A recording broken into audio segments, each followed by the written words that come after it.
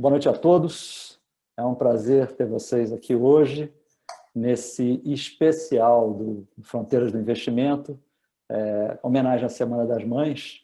O Fronteiras é um programa quinzenal para clientes e investidores e convidados, um programa da RGC desenhado para seus clientes e amigos, né? Então, a RGC é uma empresa com 14 anos de história no mercado financeiro, que valoriza muito as relações de longo prazo. A gente é muito orgulhoso de ter clientes que estão conosco há 14 anos.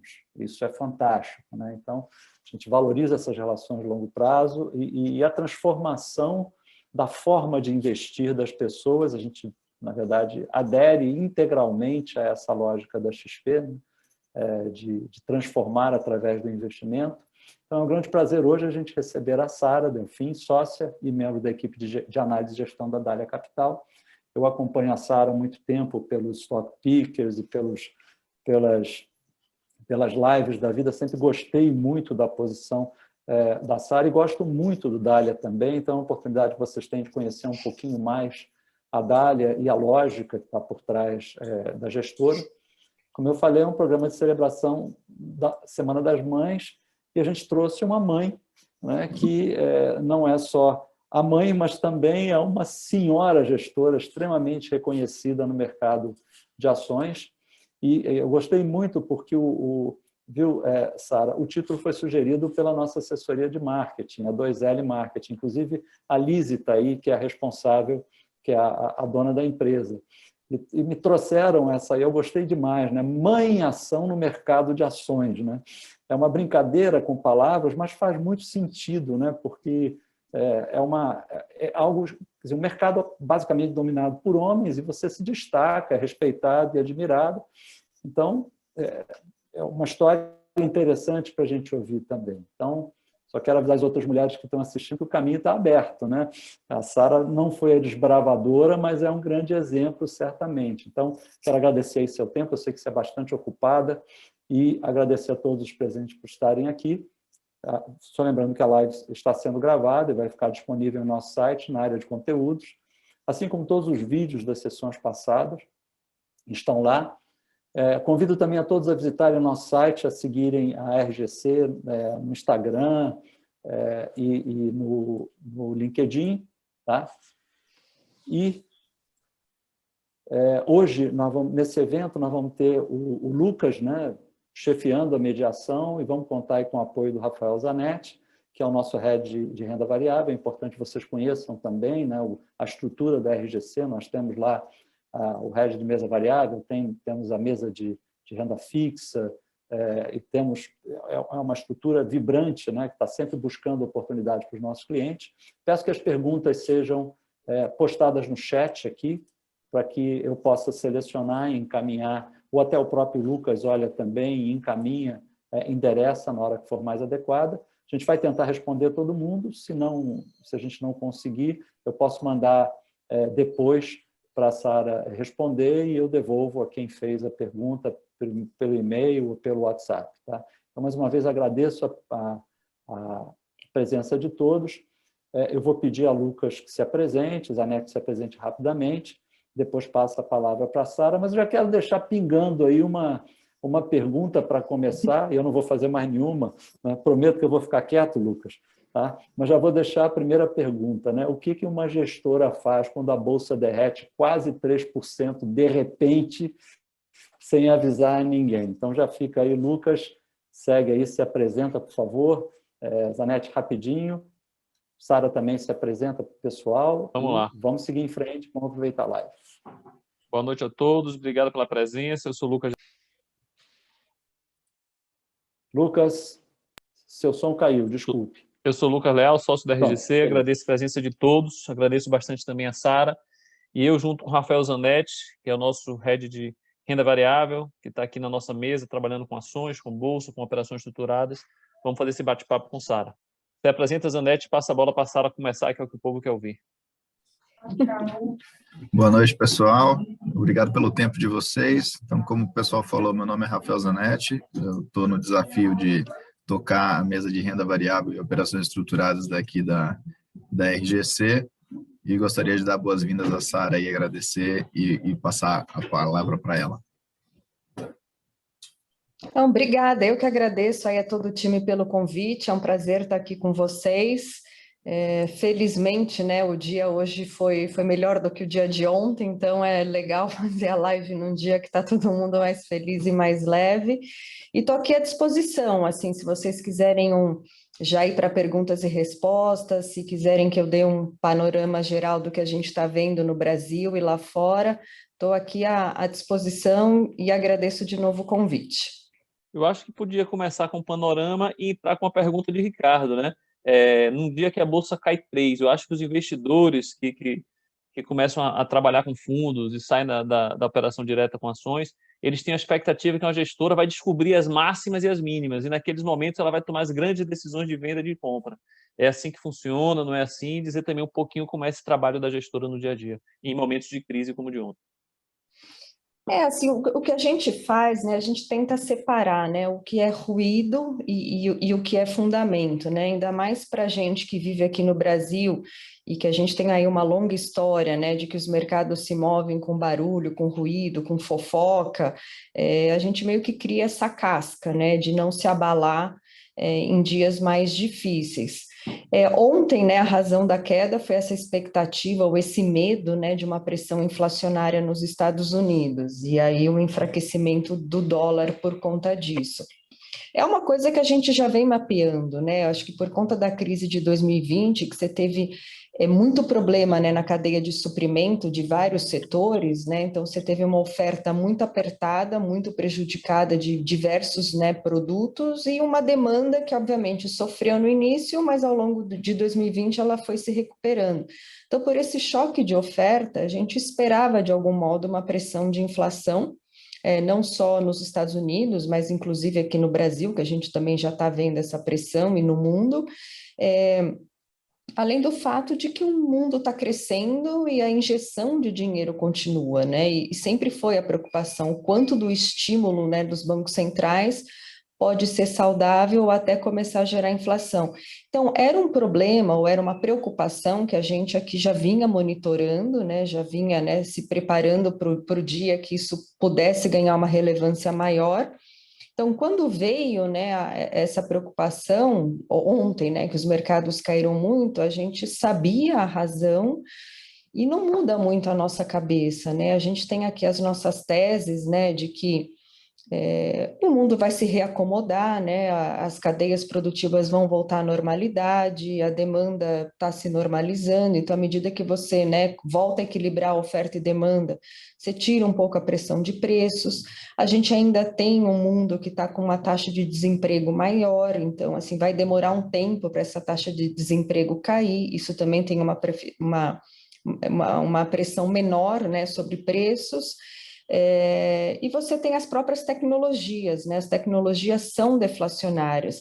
Então, quando a gente tem essas teses, tem esses estudos, a gente vê o dia como ontem como um dia de pânico, né? Assim, não que não tem fundamento, obviamente é uma preocupação, mas a gente até aproveita para comprar mais das coisas que a gente gosta, né?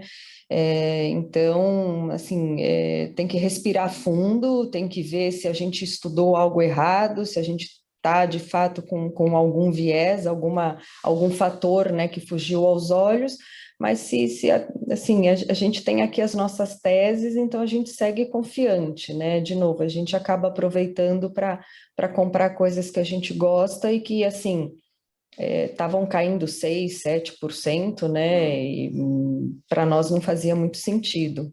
Como é essa questão aí que você está trazendo para a gente na gestão de um fundo, né? Você fala que ontem alguns papéis caíram e você aproveitou para comprar o que gosta. O fundo anda com caixa sempre livre para poder aproveitar oportunidades? O fundo anda com caixa no limite? De onde é que vem esse dinheiro no momento como ontem para poder comprar as oportunidades no processo de gestão de um fundo? No dia a dia, né, a gente tem aplicações, né, obviamente também tem alguns resgates, mas na média a gente tem mais entrada do que saída, então a gente aproveita esses novos recursos, né, para ir calibrando ali posições, né, de ativos que a gente gosta mais, e a gente também, assim, coisas que podem ficar um pouco com menos convicção, né, dentro desse cenário mais preocupante, a gente acaba reduzindo essas posições e aproveita para, com esse dinheiro, né, que a gente faz, comprar esses outros ativos que a gente vê uma assimetria de valor melhor, ou um momento, né, para aquela empresa ou para aquele setor, um momento melhor do que outros, né? Tudo é muito relativo, né? Então, o que você gosta menos, você vende um pouco para comprar aquilo que você gosta mais e que por alguma razão está caindo mais, né? Então, é um pouco desse equilíbrio, né, dos pratos que a gente faz dentro da carteira. Como é na Dália esse processo de escolha dos ativos? Como é que vocês definem os papéis que vão comprar? Qual a quantidade de papéis que vocês colocam na carteira, o tamanho dessa diversificação? Como é que funciona esse processo na gestora? A diversificação, assim, na verdade, tá na nossa essência, né? A gente, quando construiu, né, o nosso primeiro fundo, que é o Dália Total Return, a essência dele era ser um fundo diversificado, né, em mercados, né? Lembrando que a gente pode fazer Brasil, pode fazer América Latina e pode fazer também exterior nesse fundo. Então, ele é diversificado geograficamente, ele também é diversificado em ativos, né? A gente tem bolsa, tem juros, tem moedas, tem commodities, né? Metais. Então, essa diversificação a gente acha que faz sentido do ponto de vista, principalmente de ter um fundo com uma volatilidade menor do que a volatilidade do mercado, né? A bolsa tem aí uma volatilidade de 20, a gente gira mais ou menos 9 com 10, né? Então, essa diversificação é boa para manter a essência do fundo, né? A gente quer ganhar dinheiro, mas não quer perder dinheiro. Então, é uma maneira da gente se proteger de ter essa diversificação de ativos. Quando a gente pensa na parte de bolsa do fundo, a gente tem tido, né, na história da Dália, em média, 25 empresas, mais ou menos, de 25 a 30 empresas. Então, por essência, também por filosofia, as nossas posições são, uma posição pequena é 2%, uma posição média 4%, e uma posição grande é 8%. Então, nunca uma único ativo ou uma única empresa terá mais do que 8% de composição no fundo. Então, por essa razão, por o tamanho das posições que a gente se propõe a fazer, a gente acaba tendo aí, em média, 25 empresas. E como a gente seleciona, né? Tudo começa no macro.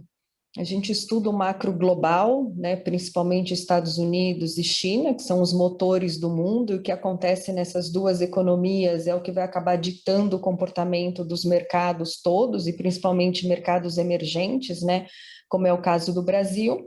Aí a gente vem afunilando, né, estuda o macro Brasil, o que está acontecendo com a economia, com a inflação, com juros, com o lado político, né, o ano que vem, por exemplo, é um ano de eleição, que volta toda a discussão, né, de cenário de eleições, e aí a gente, bom, dado esse cenário macro global, dado esse cenário macro doméstico, quais são os setores que mais podem se beneficiar a curto e médio prazo?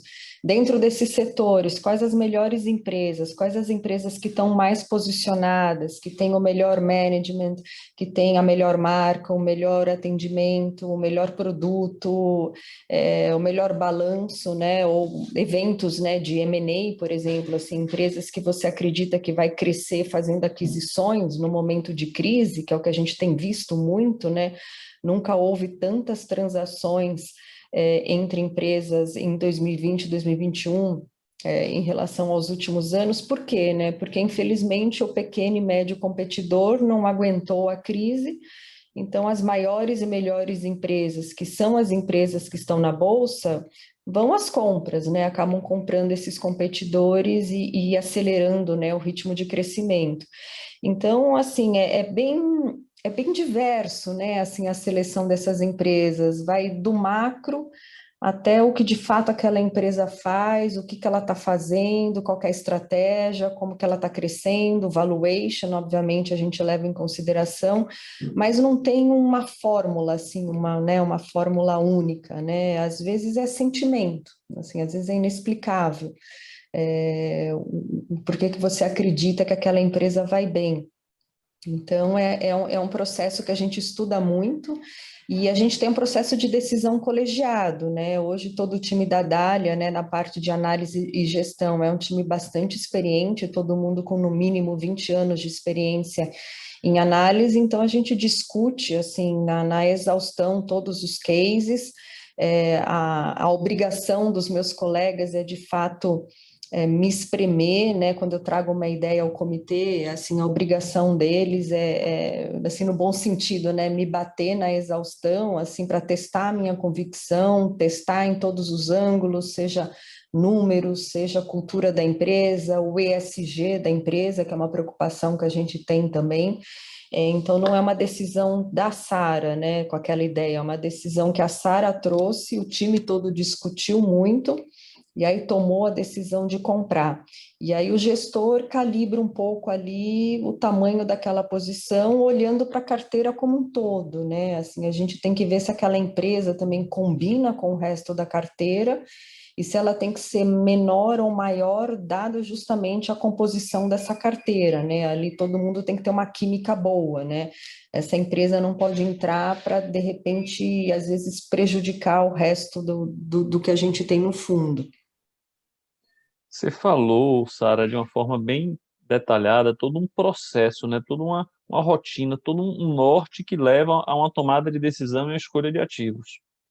O investidor que está aqui assistindo a gente, o investidor em modo geral, ele não conhece o que acontece no fundo. Ele normalmente escolhe o produto da seguinte forma: ele olha na plataforma, olha lá aquelas categorias, a maior rentabilidade em 12 meses, 24 meses e 36 meses, e em função daquilo ali, ele decide o que é melhor comprar. E muitas vezes, essa decisão, inclusive, ele mistura produtos completamente distintos. Ele mistura um produto que investe em Bolsa de Brasil com o que investe em Bolsa Internacional, com um produto que é long only, com um produto que é long buy, ele mistura todos os modelos de estratégia. Tá? Então, eu vou, a partir disso, fazer duas perguntas. Uma, o que é que a gente pode dizer para esse investidor? Como é que ele consegue mais informação, entender melhor a dinâmica e o funcionamento do fundo? E a segunda pergunta está relacionada a esse modelo específico de fundo Total Return que vocês têm. O que é que seria esse Total Return, se você puder explicar também para todos nós? Não, claro, vamos lá. Assim, a beleza do mundo de hoje é essa, assim, acho que o mercado financeiro, o mundo de investimentos, assim, é completamente diferente do que era 10 anos atrás, né? A quantidade o conteúdo da informação, ela está super disponível o tempo todo, então hoje é mais fácil entender e acompanhar o mundo dos investimentos. O trabalho, né, que os assessores fazem em mostrar esses produtos, as vantagens, qual que é o tipo de produto que tem uma vantagem fiscal melhor, qual que é o melhor tipo de produto para uma previdência, o porquê que é bom ter fundo de previdência. Então, hoje a informação melhorou muito. O que também traz uma complicação, assim, né? Quando você vai comprar um carro e só tem duas opções, é fácil. Pô, eu sempre gostei do preto, então eu vou comprar o carro preto. Quando você entra, né, nessas plataformas e vai lá, tem um cardápio infinito, né, de fundos. Fundos multimercados, fundos de bolsa, fundos internacionais, acaba complicando a vida do investidor, né? Como é que eu escolho, né, com tanto fundo, qual é a melhor opção? Eu acho que depende muito do perfil do investidor, né? Eu acho que o investidor ele tem que se olhar e falar, olha, eu sou um cara que estou na vida ativa, estou trabalhando, né? Estou acumulando, né, minha poupança, então eu aguento tomar um pouco mais de risco. Pô, eu sou uma pessoa já mais velha, já estou assim desacelerando na minha carreira, e eu preciso preservar a minha poupança, não dá para eu arriscar muito. Então, tem que primeiro entender qual que é o perfil desse investidor, se ele está disposto a tomar mais risco ou menos risco.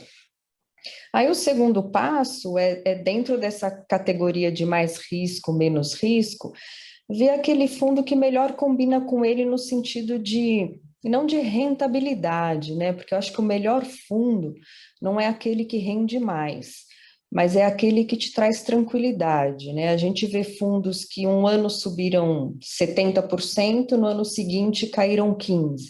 Aí no outro ano sobe 30%, no outro ano cai 50%. Então é muito volatilidade, né? Um ano você dorme bem, no ano seguinte você dorme mal. Eu, pessoalmente, não combina comigo, assim, eu prefiro ter um ganho consistente, moderado, mas consistente, e que não me traz dor de cabeça, assim, não me traz susto. Então, quando for, né, olhar esses cardápios de fundo, eu acho que mais importante do que olhar a rentabilidade histórica é olhar aquela rentabilidade versus o nível de risco, né? Às vezes que é a volatilidade, né? O fundo sacode muito o tempo todo, por isso, né? Porque tem uma carteira mais concentrada, ou porque tem ativos de mais risco dentro da carteira, e assim, eu acho que eu tenho que combinar os dois, né? Um risco e um retorno que traga, né, uma consistência e uma tranquilidade ao longo do tempo. E aí, assim, tem três grandes categorias, né, que eu acho que é o fundo long only, como você falou, que é o fundo puro de bolsa em Brasil, né, só tem ações no Brasil e está 100% do tempo comprado, que é o mandato do fundo. Então, em dias ruins ou em dias bons, no pessimismo, no otimismo, aquele fundo tem que estar sempre comprado em ações. Aí tem o fundo long bias, né, que é aquele fundo que compra ações, mas que também pode fazer posições vendidas, né, faz o short, que é meio que para fazer um hedge ou neutralizar, né, o risco e a volatilidade em períodos, né, de maior volatilidade no mercado. E tem os fundos multimercados, né, que é o caso da Dália, né, dos dois principais fundos, que é o Dália Total Return e o Dália Global Allocation. Assim, o Dália Total Return, né? O que é esse fundo multimercado? Ele é um fundo multimercado focado em ações. Então, assim, o coração dele, né, é uma carteira de bolsa.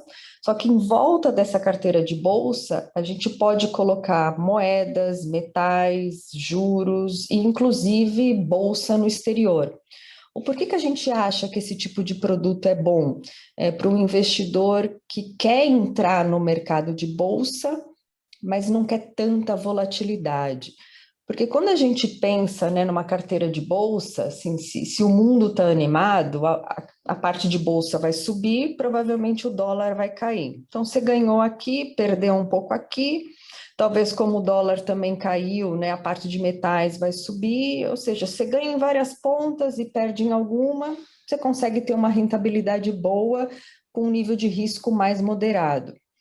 Agora, se você está com essa composição, né, de fundo e tem, sei lá, acontece um ataque nos Estados Unidos, acontece, sei lá, uma desgraça qualquer no mundo, a carteira de bolsa muito provavelmente ela vai cair, mas o dólar vai subir, os juros vai subir, então você perde de um lado e ganha do outro. Então, ou você vai ficar no 0 a 0, ou você vai perder um pouco, ou você vai ganhar um pouco, depende muito da composição da carteira naquele momento.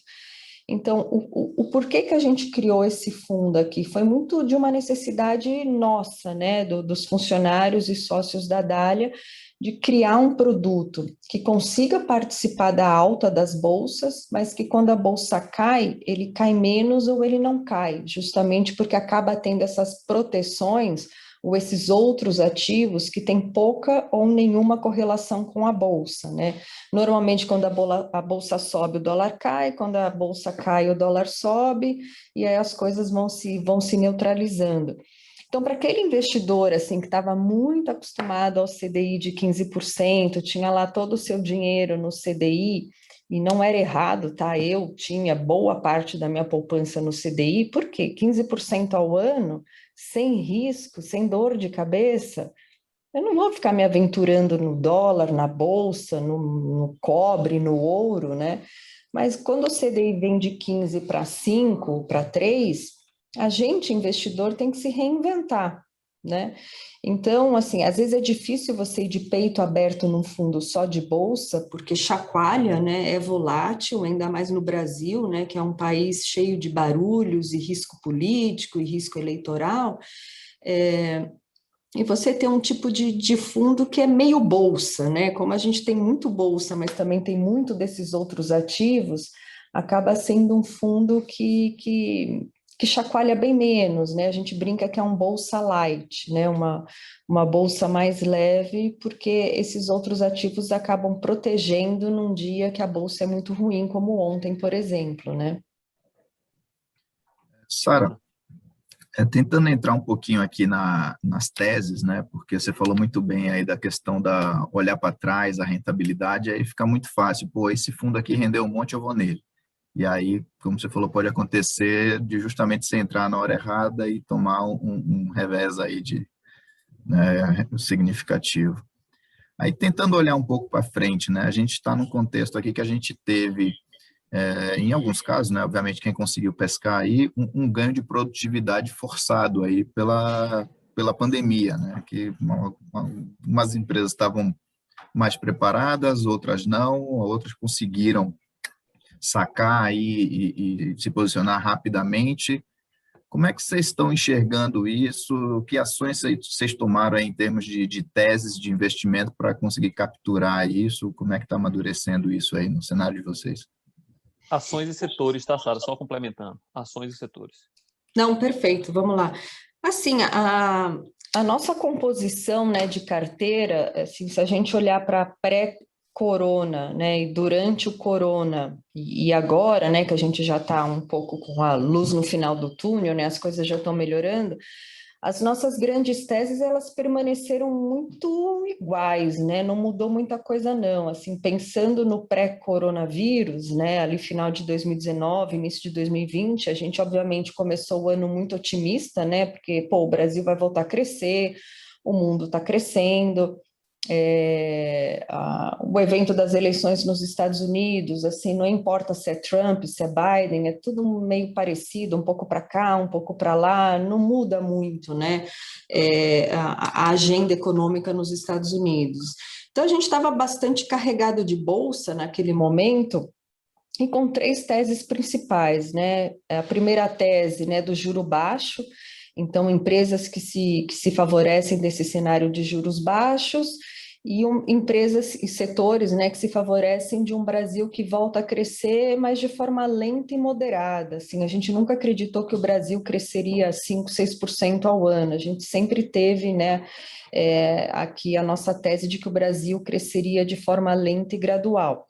O que seria bom, por exemplo, para o setor de utilities, esse cenário. Então, o setor de utilities, ele sempre foi muito representativo, né, na nossa carteira, e algumas empresas, né, que a gente tem praticamente desde o primeiro dia de Dália, Eneva, é uma das maiores posições no setor de utilities. E tem as tentações também, né, a gente como analista e gestor, até falar para os clientes aqui, né, a gente comprou Eneva, sei lá, 12, 13 reais, ela está, sei lá, 40, assim, dá uma baita vontade de vender, né? Você fala, nossa, o negócio já subiu tanto, né? Será que vai mais? Será que vai mais?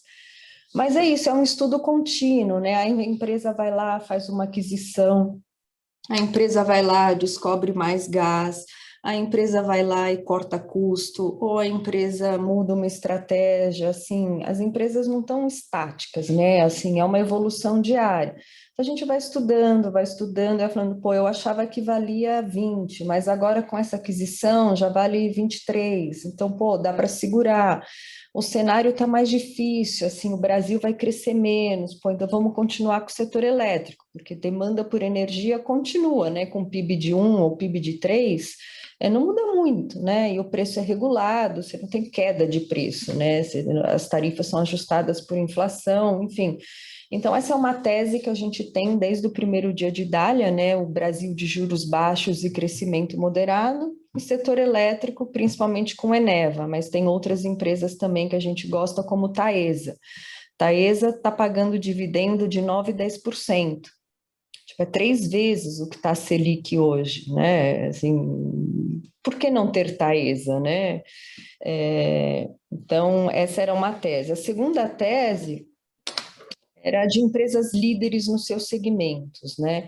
Que são empresas que têm muita escala, então elas conseguem se beneficiar, né, de melhores negociações com fornecedores, com clientes, como são grandes, né, conseguem acesso a crédito mais barato do que empresas menores, tem um melhor time de executivos, enfim. E aí tem vários exemplos, né, como Localiza, Alpargatas, Magazine Luiza, Tem as empresas de saúde também, são empresas que a gente gosta.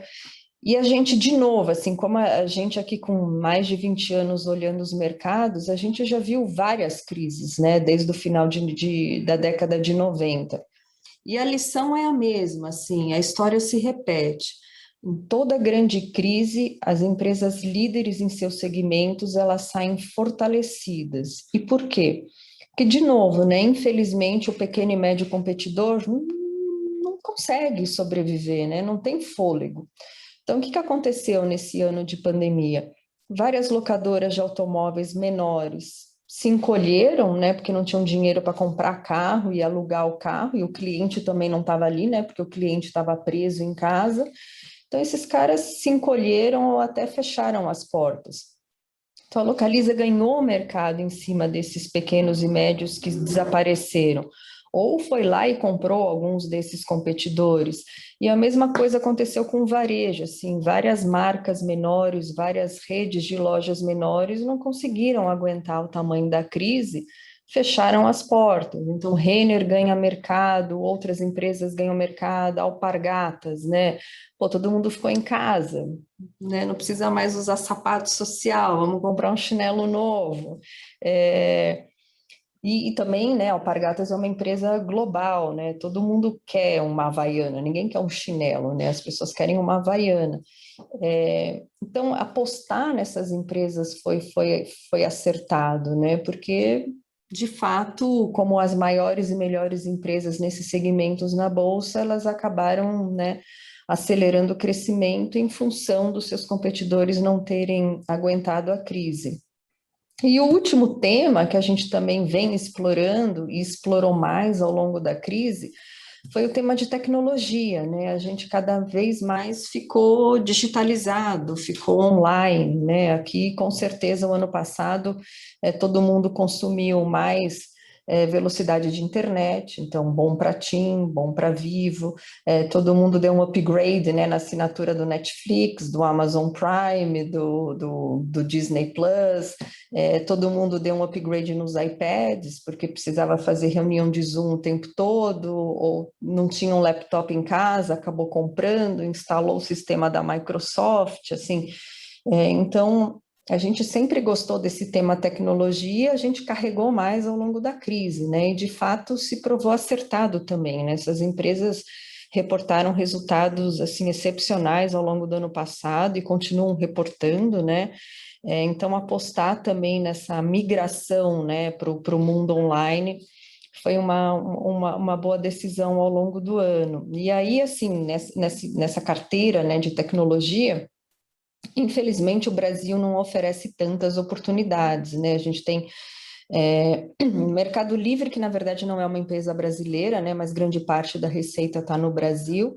Então, a gente tinha e tem, né, Mercado Livre, Magazine Luiza, TOTUS, né, que é uma empresa de software, a gente tem TIM, que, né, essa coisa de consumir mais velocidade de dados e de internet, mas a gente também fez muito bolsa americana, né, o Nasdaq, porque de fato o berço da tecnologia, as maiores empresas, melhores empresas estão lá. Então, para se beneficiar do Netflix, do Google, da Amazon, do Facebook e tudo mais, a gente acabou também apostando na Bolsa Americana nesse segmento. E a gente acha, assim, isso, olhando para trás, foi muito do que a gente explorou ao longo de 2020. Mas agora que as coisas parecem que, né, que melhoraram e vão continuar melhorando, né, a percepção de que o pior passou, não tem muito como fugir disso tudo que eu falei, assim, acho que tem que continuar apostando em tecnologia, tem que continuar apostando nessas empresas líderes, né, dos seus segmentos, elas vão continuar ganhando o mercado em cima dos competidores que estão mais enfraquecidos, e é impressionante, assim, quando a gente olha para o que aconteceu em 2020, e mesmo olhando assim, primeiro tri, né, que as empresas estão terminando, né, o período de reportar os resultados do primeiro tri desse ano, esse ano no Brasil a gente teve muito mais lockdown do que teve no primeiro tri do ano passado, né, porque o primeiro tri do ano passado essa confusão toda começou a acontecer em meados de março. Esse ano não, janeiro tinha restrição, fevereiro teve restrição, março teve restrição.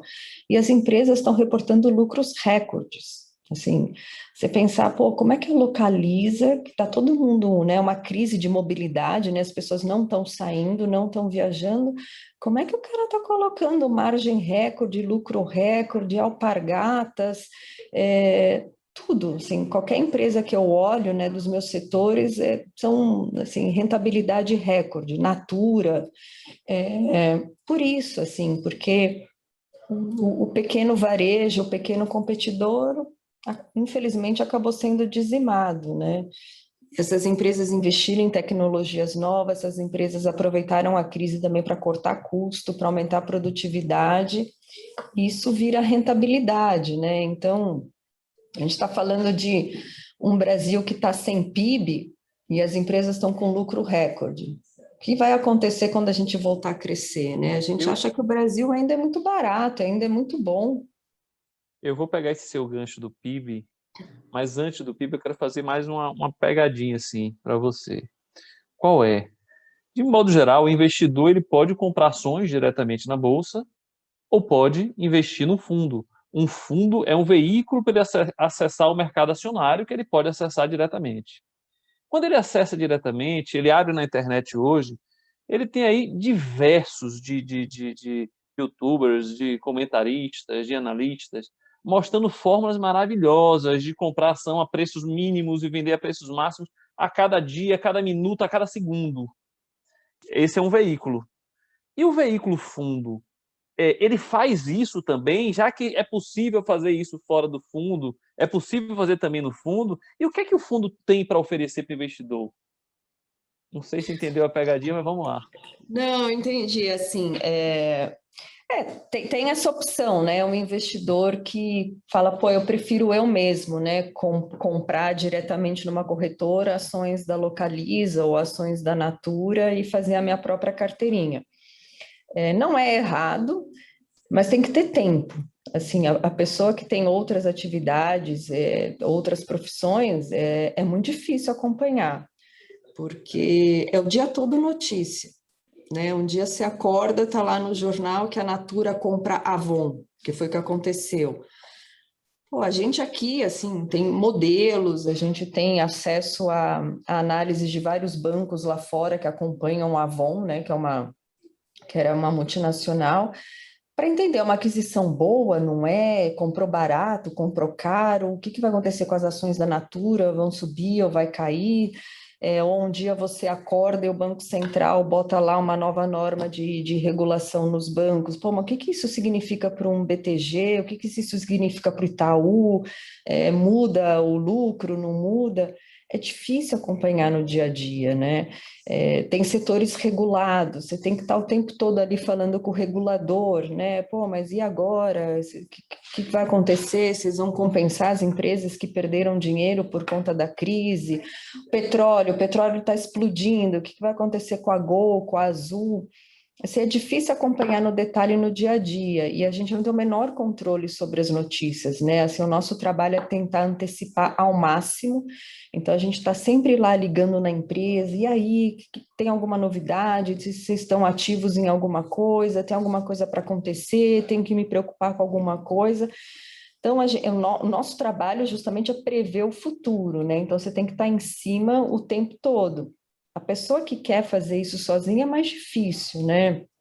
Para ter esse contato direto com a empresa, de ter o contato com o regulador, senão fica muito dependente do que sai no jornal. E às vezes o que sai no jornal, pô, a gente que vem estudando e acompanhando já estava sabendo há uns 2 dias que isso poderia acontecer no curto prazo. Não sabia o dia, mas sabia que poderia acontecer muito em breve.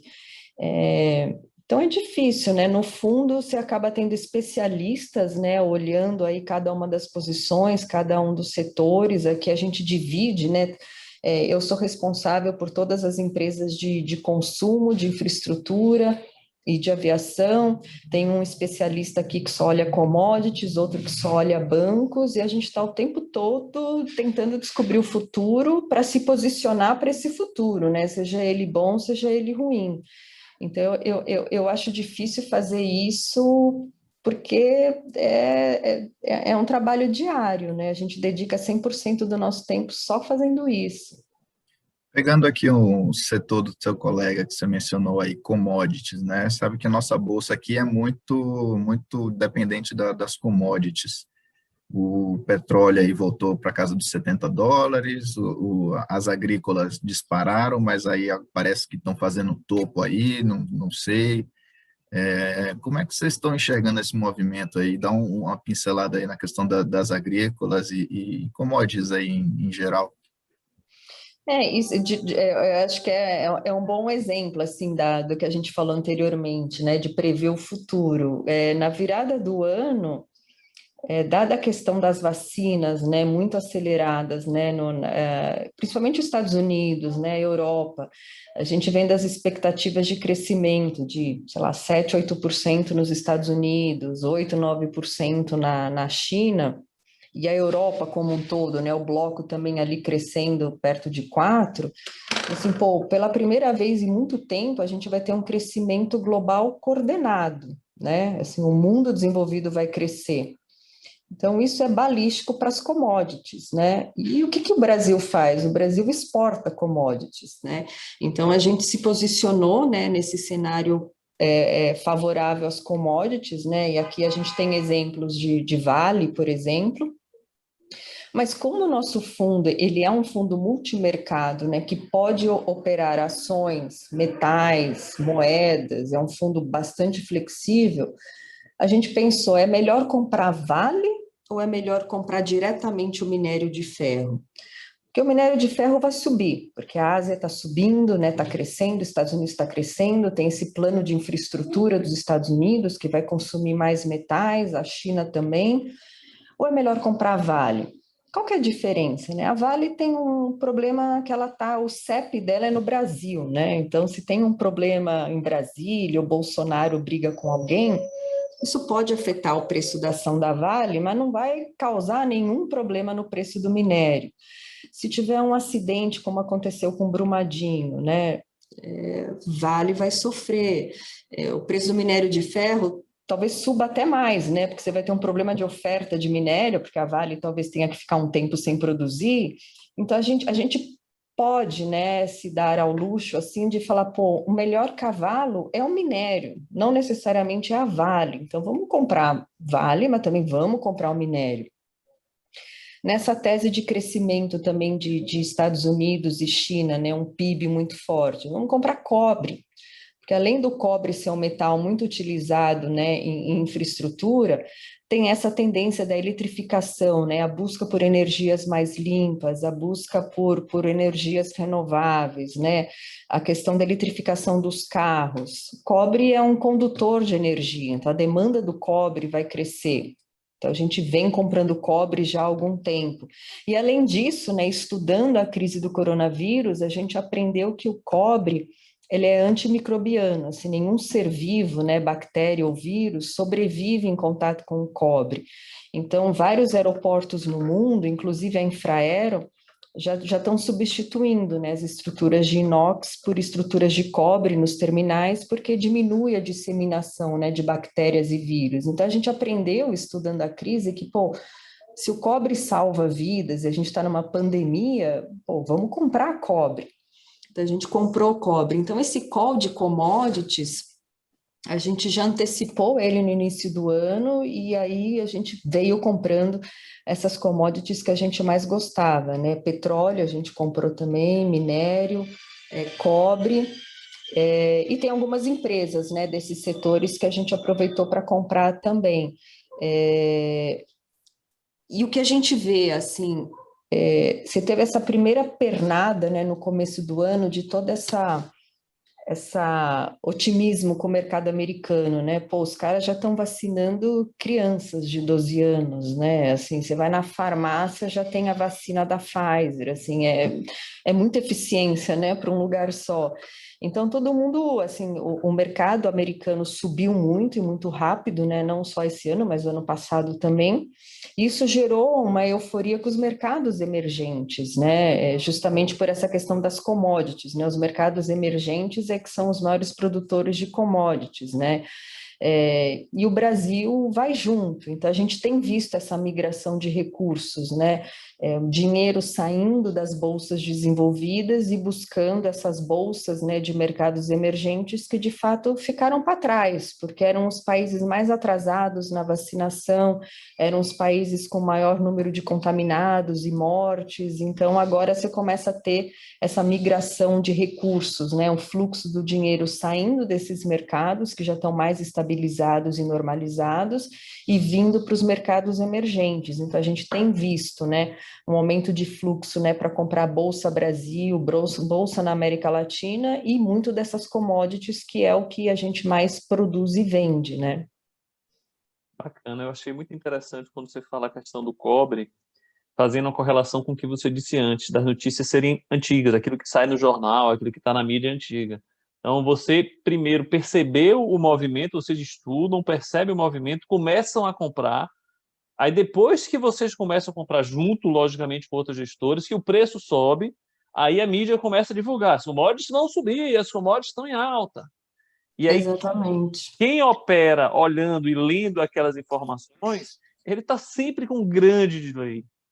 Então, uma das vantagens, eu trago de uma forma mais objetiva daquela resposta que você trouxe para a minha pergunta, de investir no fundo, é porque você está comprando a cabeça de gestores, você está comprando o potencial dessas pessoas têm de prever o futuro para, a partir disso, tomar decisões provavelmente melhores do que as suas. Tá? E sem aquela história de querer... Eu de certa forma, provoquei, eu vi que você não entrou, sem aquela forma de querer ganhar rápido no curto prazo, de acreditar de que a gente vai conseguir fazer muito dinheiro com day trade, com scalp, com operações curtíssimas. Isso é uma coisa que os grandes fundos que eu conheço, eu acho que também vocês estão nessa, não vivem disso. Eu acho que não é essa a lógica. A lógica é, como você falou, ter posições, entender cenários e construir ali portfólios bem densos para ganhar dinheiro. Nessa perspectiva, e falando também da lógica econômica de Brasil, hoje, alguns grandes bancos, como o Credit Suisse, já trouxeram uma projeção do PIB brasileiro para 4% em 2021. Então, aquele nível de aceleração que a maior parte dos analistas estavam prevendo no final do ano passado e no primeiro trimestre desse ano, agora o pessoal começou a compreender melhor os dados, como você trouxe, já viu melhor como foi esse primeiro trimestre e o nível de recessão que tivemos, mesmo com os lockdowns, e assim vai, e já está projetando perspectivas melhores. Nessas perspectivas melhores de 4% do PIB, as projeções de vocês de bolsa, de alvo de Bovespa para o final do ano, aumentaram, se mantêm? Como é que elas estão? E o que você pode falar para a gente sobre isso? Essa questão do PIB, assim, obviamente, a gente acompanha, mas, de novo, né, a gente está no Brasil, né? Quantas vezes a gente começou o ano com PIB de 3 e terminou o ano com PIB de 1, né? As projeções, né? Porque a gente já está em maio, a agenda econômica está um pouco parada, né? Por conta do corona, agora essa CPI sobre o corona, isso distrai o Congresso, distrai o Senado, então talvez a gente ande com uma agenda, né, de reformas um pouco mais lenta do que esperado por conta disso, e você já começa de algum modo no segundo semestre já pensando nas eleições do ano que vem, assim. Então eu espero que de fato o PIB seja 4, mas tem uma boa probabilidade dele ser revisado para baixo, né? Por isso que a gente gosta de ter essa carteira diversificada, né? Que se o PIB for de fato 4, tem muita coisa que vai subir bem, mas se o PIB for de 1 decepcionar, também tem coisas que vão performar bem, como é o caso do setor elétrico, né? Ou empresas que exportam mais, de novo, o mundo vai crescer, assim, acho que eu aposto muito mais nos Estados Unidos crescendo 7 do que talvez o Brasil crescendo 4. Então, ter um pouco de exposição à bolsa lá fora e a boas empresas lá fora, a gente ainda acha prudente por conta disso, né? Então, assim, de novo, assim, traz otimismo, né? Porque a gente sem PIB está com essas empresas reportando lucros recordes, se de fato esse crescimento vier, pô, talvez a gente tenha que revisar para cima a expectativa de lucro dessas empresas, né? Então, eu acho que o que eu estou querendo dizer é que eu acho que ainda a Bolsa é um dos melhores ativos para o investidor ter esse ano e os próximos anos, né? Claro, é difícil de peito aberto, né? Sempre há um imprevisível, sempre há um inesperado, como foi o corona, né? No início do ano passado, ninguém sabia, ninguém previa e aconteceu. Então, ter uma carteira diversificada, ter ali algum nível de hedge, de proteção para o imprevisto, ainda é prudente, mas sem dúvida acho que bolsa é um dos melhores ativos. De novo, a gente tem muita empresa com dividendo de 8, 9%, né? E não paga imposto dividendo, né? Ainda, né? Depois da reforma tributária talvez pague, mas por enquanto a gente tem que aproveitar que dividendo é isento de imposto. Então, acho que a gente segue cautelosamente otimista, né? E tem que lembrar ao investidor, assim, ano de eleição sempre sacode aqui no Brasil, né? Faz parte, de novo, ter uma carteira diversificada, uma carteira com proteção, acaba também sendo prudente num ano que a gente sabe que vai ser volátil por conta do barulho de eleição, né? Vocês têm um número, um target aí? Qual é que vocês estão aí? Porque a XP ela está falando em 145 mil pontos, né? E a Dália? O que diz nos modelos de vocês aí, o target para o Ibov 31/12/21? É difícil assim, né? Porque a gente não coloca um target, né, para o final do ano. A gente coloca uma expectativa assim. Se a gente pegar os lucros que as empresas, né, devem reportar, e como você falou, né, o índice da bolsa ele é muito dependente de bancos e commodities. Então, o crescimento de lucro dessas empresas é o que vão de fato dizer o que vai acontecer com o índice, né, com a projeção de índice. Mas o fundamento, eu acho que existe espaço, sim, para esse ano a gente ter mais 15 ou 20% de valorização no índice, tudo mais constante, né? Porque lembra, assim, tudo, às vezes está tudo rodando bem, está tudo uma maravilha, chega dezembro, acontece uma catástrofe, e aí a gente volta para os 100 mil pontos. Mas tudo mais constante, sem nenhum grande evento, do ponto de vista de earnings, né, de lucro das empresas projetado, e é isso, né, que faz com que a gente chegue na precificação do índice Bovespa, daria sim para 15, 20% de apreciação. Eu trouxe um tema que aí está ligado com uma pergunta que tem aqui no nosso bate-papo, que é a perspectiva internacional, onde você falou dessa possibilidade de estar investindo lá fora. Nos últimos 12 ou 24 meses, os melhores retornos na indústria são os fundos internacionais em dólar, porque contaram com a apreciação do dólar, a queda do real e a apreciação do dólar e o grande desempenho das bolsas lá fora. Então, a pergunta aí vocês ainda estão vendo essa perspectiva internacional como positiva? Aparentemente sim, foi a resposta. E quais seriam essas empresas, os setores mais promissores lá do mercado internacional para vocês? É Estados Unidos, é Europa, é emergente? O que é que seria esse internacional? Complementando, se em dólar ou não, né? Se E sem coloca o dólar ou dólar com ou se não dólar? coloca. Hedgeado ou sem o hedge do dólar? Vamos lá, falando primeiro assim de ativos lá fora de bolsa, né? De novo, a gente está falando de Estados Unidos crescendo, China crescendo e Europa crescendo. Então, assim, geograficamente, a gente tem algumas posições, né, nessas três regiões, porque de fato é onde você vai ter mais crescimento e eu acho que é onde existe mais convicção desse crescimento, né? Então, a gente está falando de regiões onde você tem a dominância da tecnologia, de grandes empresas de consumo. Então, a gente acha que faz sentido ter um pedaço das melhores e maiores empresas do mundo. E faz muito sentido você ter exposição à economia mais dinâmica do mundo, que é a economia americana, né? De novo, me repetindo aqui, assim, tá por todos os lados, né? Eu estou usando o Zoom, que é uma empresa americana, eu estou aqui com o meu iPhone, eu estou num computador também que é da Dell, estou com o sistema da Microsoft, meus filhos devem estar em casa assistindo Netflix, alguém está fazendo alguma busca no Google, Então, o tempo todo, o mundo está usando, né, da tecnologia americana. Então, é muito difícil lutar contra isso. Então, foi até o porquê a gente criou o Dália Global. Assim, um dia a gente se perguntou aqui, quanto da nossa poupança está investida na maior economia do mundo? Não tinha ninguém, assim, talvez alguém tivesse alguma coisa lá, mas assim, na média ninguém tinha nada, assim, falou, pô, não é normal, a gente tem que ter um pedaço da nossa poupança investida na maior economia do mundo, né, onde você tem as maiores empresas, as melhores instituições e a moeda mais valorizada do mundo. Então, o Dália Global foi criado para explorar essas oportunidades no mundo, né, majoritariamente Estados Unidos, mas a gente também faz coisas fora dos Estados Unidos.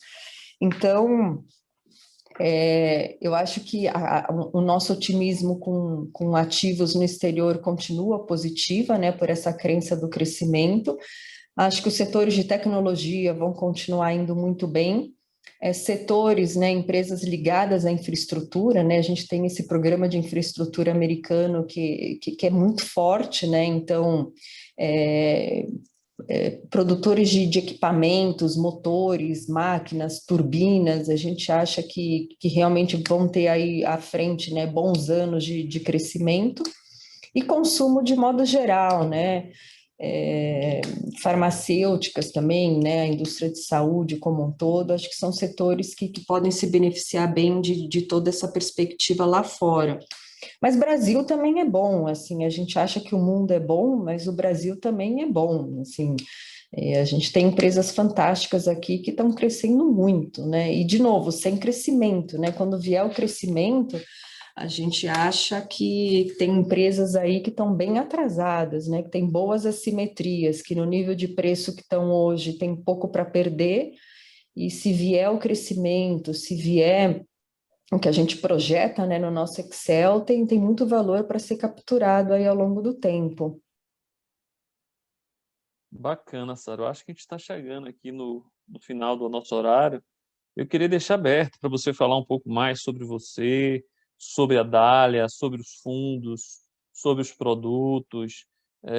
Desse ali uma dica de livro que você traria para os nossos clientes, tá? É isso aí, porque é que você veio trabalhar no mercado financeiro, um pouquinho da sua história, da Dália, falar, porque assim, é surpreendente ver você falar numa calma tão grande, num tom de Eita! voz tão tranquilo, tão transparente, tão assim, compreensível.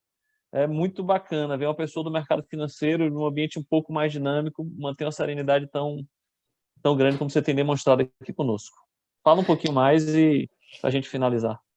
Não, é até legal, assim, eu sempre trabalhei em grandes bancos, né? O meu último emprego foi no Bank of America, onde, assim, 90% aqui do time de análise da Dália veio, né? A gente trabalhou juntos lá por pelo menos 10 anos. E por que é assim que a gente decidiu sair de um grande banco, um banco americano, todo mundo fazia o que gostava? Mas foi muito nessa percepção ali em final de 2017 que o Brasil tinha feito algumas mudanças estruturais que fariam com que os juros caíssem e ficassem baixos por um bom período de tempo. E a gente pensou, bom, não é com esse cenário de juros caindo que a gente não vai ganhar dinheiro aqui no banco. Assim, nada vai mudar na nossa vida dentro do banco, né? A gente precisa sair e montar alguma coisa com investimentos, né? Tocar o nosso dinheiro, o dinheiro da nossa família e para terceiros, né? Então foi muito nessa crença de que a gente entraria, né, num cenário macro muito mais favorável ao Brasil, que trigou a gente, né, que nos levou a tomar difícil decisão de sair do banco e abrir a Dália.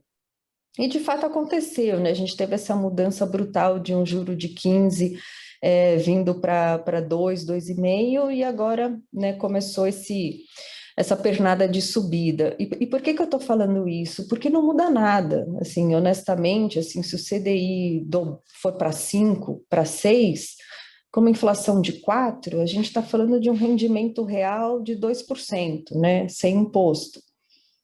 Você rentabilizar o seu patrimônio a 2% ao ano faz sentido? Assim, com empresas pagando dividendo de 8%, 9%, empresas que podem dobrar de valor, como muitas das opções que a gente olha aqui na Dália. Então, essa é uma mensagem que eu queria deixar, assim, a gente liga lá no Jornal Nacional e o William Bonner fala, o Banco Central aumentou o juro para 3. Aí depois de um mês o William Bonner fala, olha, o juro agora subiu para 5. O investidor não deveria se preocupar e achar que é hora de fazer uma grande realocação da sua poupança, do seu patrimônio. Assim, o juro real vai continuar baixo, né?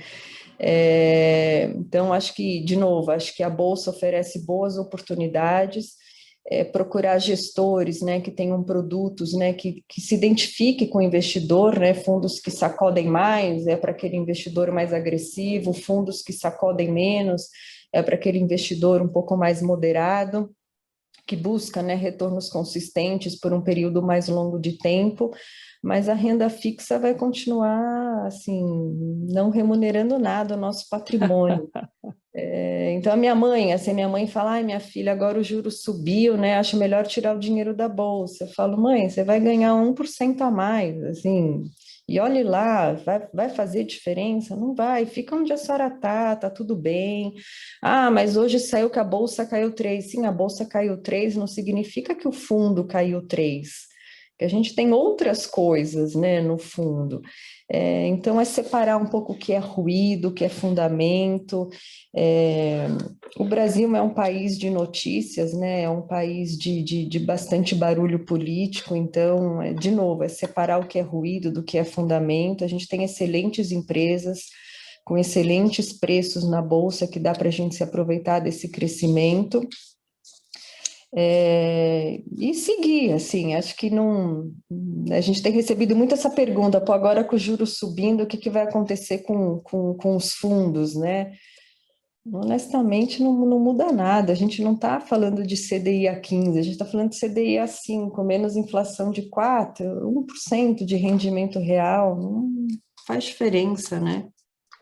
Para terminar, Muito então, bom, aqui, Sara. rapidinho para terminar, que apareceu uma pergunta interessante no chat. E eu já ia fazer outra também sobre isso. Eu vou botar as duas juntas, tá? É rapidinho a resposta. Mas só Lucas, pede para ela falar do livro, hein, Sara? Isso. Deixar Tá a bom. dica de livro aqui para os Depois você vai nossos. deixar a dica de Quem? livro. Mas vamos lá. Eu não estou vendo quem foi, mas ele perguntou se por que motivo você está usando essa réplica do foguete Saturno atrás de você. E eu já tinha visto também do lado do foguete um gráfico da bolsa em dólar de muito longo prazo, desde o início do Ibovespa. Fala um pouquinho desses dois elementos visuais aí que você trouxe para a gente também, antes do Não, livro. legal. Eu estou aqui na sala de reunião da Dália, né? Ah, O foguete, ele é um Lego de 1969 peças, que é o ano de lançamento, né? Do Saturno 5. Então, a gente gosta bastante de Lego. É até uma dica, assim, para o investidor. Mais importante do que o livro é achar uma terapia para você ficar calmo, para você respirar. Num dia difícil, você não sabe muito para onde vai o vento, você vem aqui, fica montando Lego, distrai, a gente se acalma e fala, pô, tá tudo normal, tá tudo dominado, nada muda, o mundo continua igual. A gente tem o Yoda também, a gente montou o Lego do Yoda, montou o Lego do... Chegaram a montar algum Lego ontem, não? Ontem não. Tranquilo. Ontem não. E o gráfico aqui, na verdade, é para mostrar que, assim, no Brasil, a gente teve praticamente 4 bull markets, assim, na nossa história, né? Pegando o gráfico ali, acho que é da década de 60.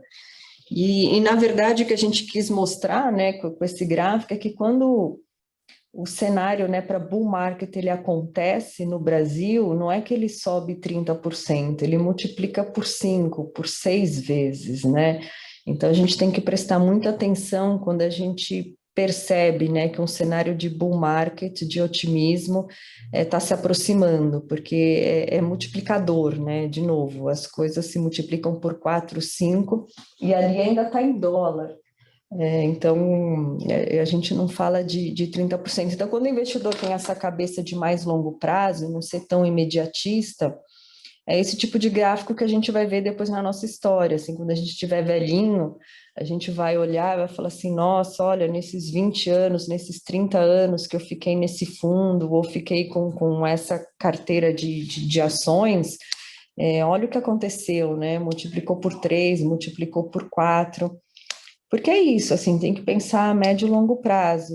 De novo, assim, lembra que a gente começou 2020, pô, todo mundo mega otimista, todo mundo muito comprado em bolsa, chegou lá depois do carnaval, foi um banho de água fria, né? Foram circuit break, o quê? 10 vezes, 8 vezes, assim, é difícil lidar com o imponderável, né? Então tem que ter essa cabeça de mais médio e longo prazo. Legal, Sara. Eu só agradeço de novo toda a sua facilidade de expressar aí todo o conteúdo que a gente conversou, a calma.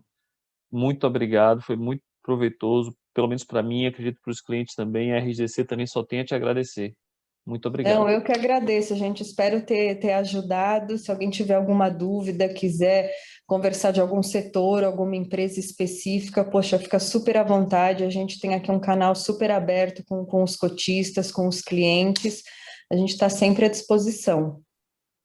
Sara, fantástico. Quero agradecer também em nome da RGC, em nome de todos os participantes aqui. Primeiro, pela sua gentileza desde o início e por essa aula, né? A gente fica querendo que não acabe, né? Mas a gente sabe que todo mundo tem tempo. Nós pegamos 1 hora de vocês, já passamos um pouquinho, passamos os 8 minutos. Fica aqui, então, a nossa gratidão e fica a porta aberta para você também, para todo o time da Dália. Sempre que quiserem conversar com a gente, estamos à disposição, com as portas abertas. Sempre foi um prazer, né? Gosto muito dos fundos, tenho muito alocado, não só na minha carteira pessoal, na carteira da família, mas com a carteira de diversos clientes também. É um prazer ouvir de você também as histórias, a lógica e a forma como vocês pensam. Isso é muito importante para a gente. Entender como o gestor pensa é algo fundamental, que nos dá muita tranquilidade para poder aproximar aquela ideia do perfil exato do nosso cliente. Olha, essa ideia, essa tese, esse gestor encaixa muito bem com a sua lógica, com o seu espírito, com a sua aceitação de risco. É sempre um aprendizado muito grande para a gente, não só sobre o mercado, mas também sobre como o gestor pensa. E foi fantástico, aqui, sem dúvida, fantástico. Diversos dando parabéns, adorei, excelente apresentação, parabéns, Sara.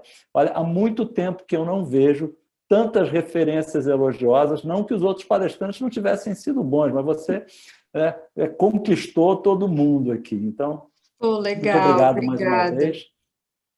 Fica aí aberta para a sua despedida do time, para a gente poder encerrar. Obrigada, pessoal. Muito obrigada pelo convite. Foi um prazer. E, de novo, a gente está aqui à disposição. Tá? Um grande abraço, então. Obrigado a vocês que participaram. Grande abraço. Manda um abraço para todo o time da Dália Mando também. sim. Tá? E que a gente que esse dia de ontem não se repita tão cedo até o final de maio, se Deus quiser, né? Vamos torcer para isso. Um grande Vamos abraço, torcer então. pelo melhor. Obrigada, pessoal. Obrigado. Boa noite. Obrigado. O vídeo estará disponível nos próximos dias no canal no site da RGC. Um grande abraço, boa noite. Boa noite.